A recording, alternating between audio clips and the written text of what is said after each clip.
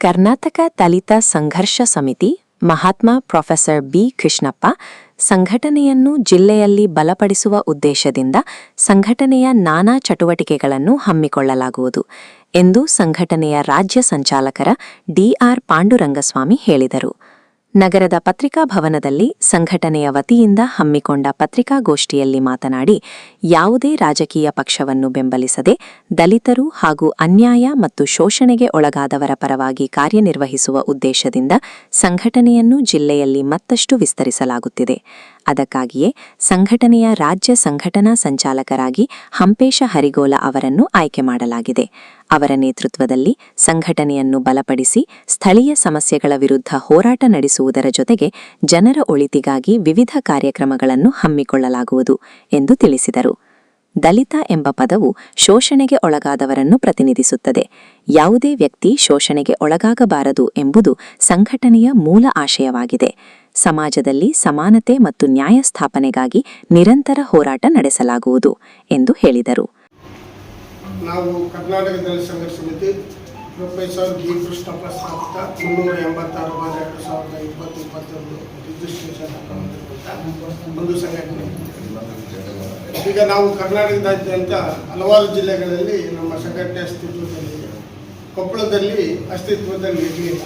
ಹಾಗಾಗಿ ನಾವು ನಮ್ಮ ಸ್ನೇಹಿತರನ್ನು ಭೇಟಿ ಮಾಡಿ ಮಾತಾಡಿದಾಗ, ನಾವು ನಿಮ್ಮ ಜೊತೆಗೆ ಬರ್ತೀವಿ, ಹಿಂದೆ ಇದ್ದಂಥ ಸಂಘಟನೆಯಲ್ಲಿ ನಾವು ಇರೋದಿಲ್ಲ, ನಿಮ್ಮ ಜೊತೆ ಬರ್ತೀವಿ, ಎಲ್ಲ ಜೊತೆ ಸೇರ್ಕೊಂಡು ಹೋಗೋಣ ಅಂತ ಹೇಳಿದಾಗ ಹಂಪೇಶ್ ಅವರ ನಾಯಕತ್ವದಲ್ಲಿ ಈ ಜಿಲ್ಲೆಯಲ್ಲಿ ನಾವು ಕರ್ನಾಟಕ ದಲಿತ ಸಂಘರ್ಷ ಸಮಿತಿ ಪ್ರೊಫೆಸರ್ ಬಿ ಕೃಷ್ಣಪ್ಪ ಸ್ಥಾಪಿತ ಸಂಘಟನೆಯನ್ನು ಕಟ್ತಾ ಇದ್ವಿ. ನಮ್ಮ ಸಂಘಟನೆ ನೂರಾರು ಸಂಘಟನೆ ಇದು, ಅದರಲ್ಲಿ ನಿಮ್ಮದೊಂದು ಏನು ಅನ್ನೋದು ಪ್ರಶ್ನೆ ನಿಮ್ಮಲ್ಲಿ ಇರ್ಬೋದು, ಸಹಜವಾಗಿರುತ್ತೆ. ಈಗಾಗಲೇ ಏನಾಗಿದೆ ಅಂದರೆ, ಸಾಕಷ್ಟು ಸಂಘಟನೆಗಳು ಅವುಗಳ ಅಸ್ತಿತ್ವ ಆಗಿದೆ, ಹೋಗಿದೆ. ಕೆಲವೊಂದು ಉಳಿದಂಥವು ಕೆಲವೊಂದು ಪಕ್ಷಗಳಲ್ಲಿ ಕೆಲಸ ಮಾಡಿಕೊಂಡು ಪಕ್ಷದ ಕಾರ್ಯಕರ್ತರ ರೀತಿಯಾಗಿ ಇದ್ದಾರೆ.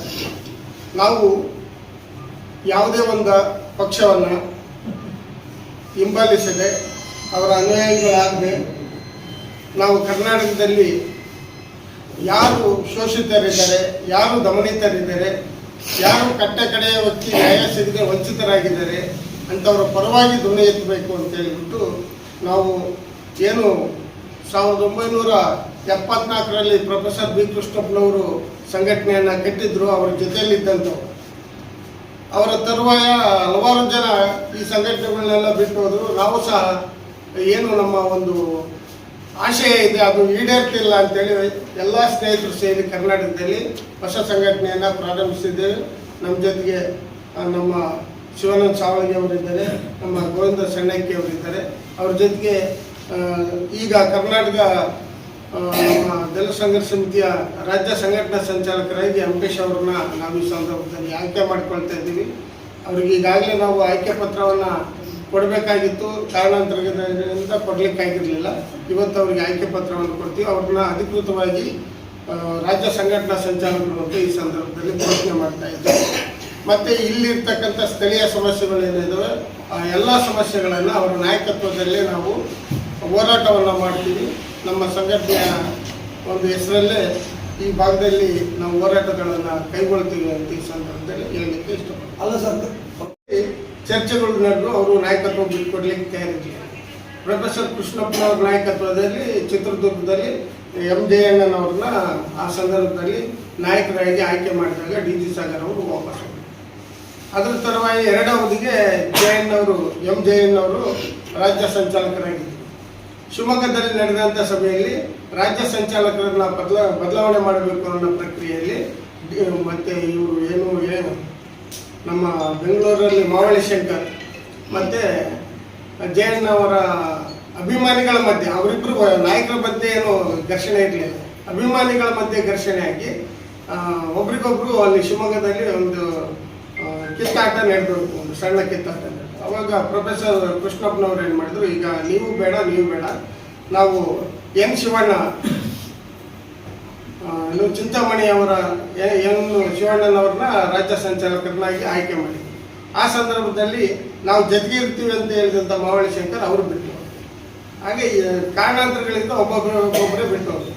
ಎನ್ ಶಿವಣ್ಣನವರು ಅಸ್ತಿತ್ವದಲ್ಲಿ ಇದ್ದಂಥ ಸಂದರ್ಭದಲ್ಲಿ 47/74/75 ಸಂಘಟನೆಯನ್ನು ಗಿರಿಯಪ್ಪನವರು, ಶಿವಮೊಗ್ಗದ ಗಿರಿಯಪ್ಪನವರು ಮತ್ತು ಗುರುಮೂರ್ತಿ ಅನ್ನೋರಿಬ್ಬರು ಯಾರಿಗೂ ಗೊತ್ತಿಲ್ಲದೇನೆ, ಪದಾಧಿಕಾರಿಗಳಿಗೆ ಯಾರಿಗೂ ಗೊತ್ತಿಲ್ಲದೇನೆ ಅವರು ರಿನ್ಯೂವಲ್ ಮಾಡ್ಕೊಂಡ್ಬಿಟ್ಟಿದ್ರು.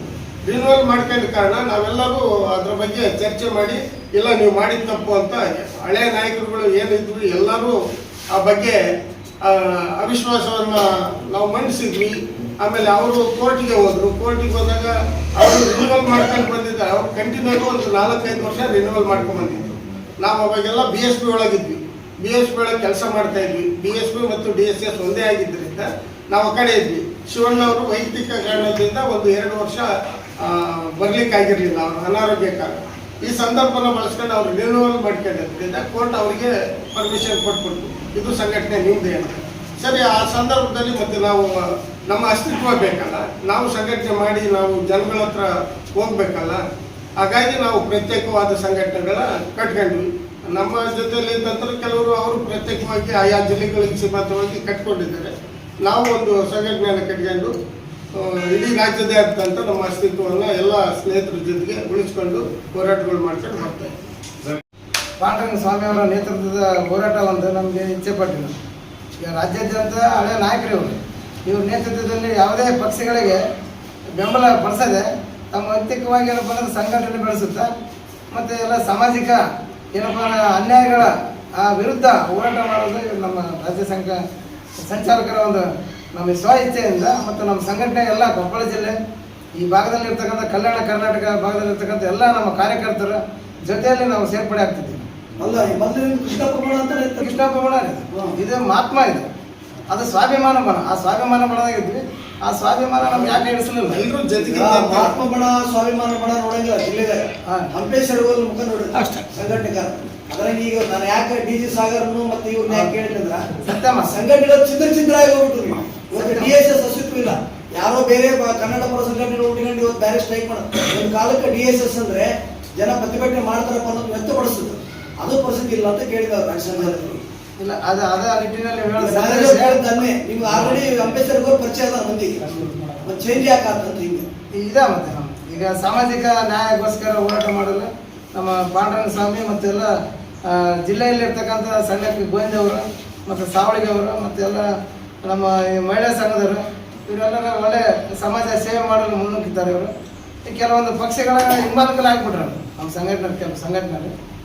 ಆಗೋಸ್ಕರ ಅದನ್ನು ಹೊಂದ್ಕೊಂಡೇ ಈ ಕಡೆ ಬಂದಿದೆ. ಪಾಂಡುರಂಗ ಸ್ವಾಮಿ ಯಾರು ಗಮನಕ್ಕೆ ಒಳಗಾಗಿದ್ದಾನೆ ಆ ಎಲ್ಲ ಜನಗಳನ್ನ ದಲಿತರು ಅಂತ ಅವ್ರು ಕರೆದ್ರು. ಅದು ದೊಡ್ಡ ಅರ್ಥದಲ್ಲೇ ಅವ್ರು ಕರೆದಿದ್ರು.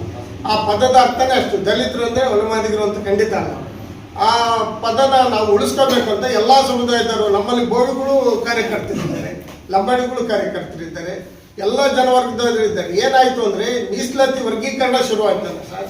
ಮೀಸಲಾತಿ ವರ್ಗೀಕರಣ ಶುರುವಾದಾಗ ಅಲ್ಲಿ ವಲಯರು ಒಂದು ಗುಂಪನ್ನು ಮಾಡ್ಕೊಂಡು ಅವರ ಅಸ್ತಿತ್ವ ಉಳಿಸ್ಕೊಳ್ಳಿಕ್ಕೆ ಅವರು ಹೋರಾಟ ಮಾಡಿದ್ರು.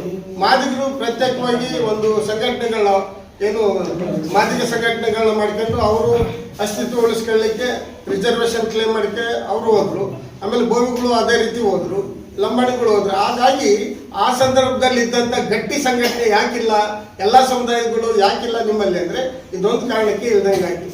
ನಾವು ವರ್ಗೀಕರಣದ ಪರವಾಗಿದ್ವಿ ನಿಜ, ಆದರೆ ಎಲ್ಲೂ ಸಹ ನಾವು ದಲಿತ ಸಂಘರ್ಷ ಸಮಿತಿನ ತಗೊಂಡೋಗಿ ವರ್ಗೀಕರಣದ ಪರವಾಗಿ ಮಾಡಬೇಕು ಅಂತ ಏನು ಪ್ರೊಫೆಸರ್ ಕೃಷ್ಣಪ್ಪನವರು ಬೆಂಗಳೂರಲ್ಲಿ ಎಲ್ಲ ಸಮುದಾಯಗಳನ್ನ ಸೇರಿಸಿ ಒಂದ್ಸರಿ ಹೋರಾಟ ಮಾಡಿದ್ರು ಪ್ರತಿಫಲವಾಗಿ ಒಂದು ಮೀಸಲಾತಿ ವರ್ಗೀಕರಣ ಆಗಲೇಬೇಕು ಕರ್ನಾಟಕದಲ್ಲೂ ಅಂತ ಹೇಳ್ಬಿಟ್ಟು ಒಂದು ಇವರು ನ್ಯಾಯಮೂರ್ತಿಗಳ ನಮ್ಮ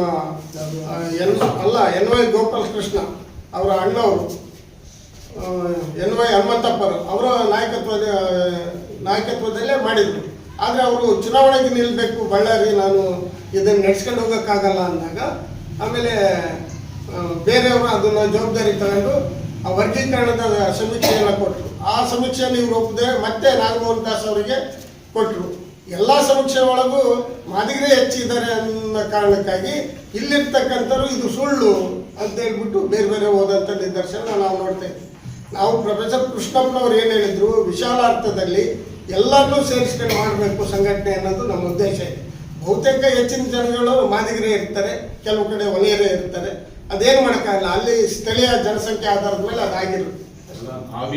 ಸಂಘಟನೆಯ ರಾಜ್ಯ ಸಂಘಟನಾ ಸಂಚಾಲಕ ಗೋವಿಂದ ಸನ್ನಕ್ಕಿ, ಪ್ರಮುಖರಾದ ಹಂಪೇಶ ಹರಿಗೋಲ, ಯಮನೂರ ನಾಯಕ, ಗುರುಬಾಯಿ ಎನ್ ಕಟ್ಟಿಮನಿ, ರಂಗಪ್ಪ ಹಾಗೂ ಇತರರಿದ್ದರು.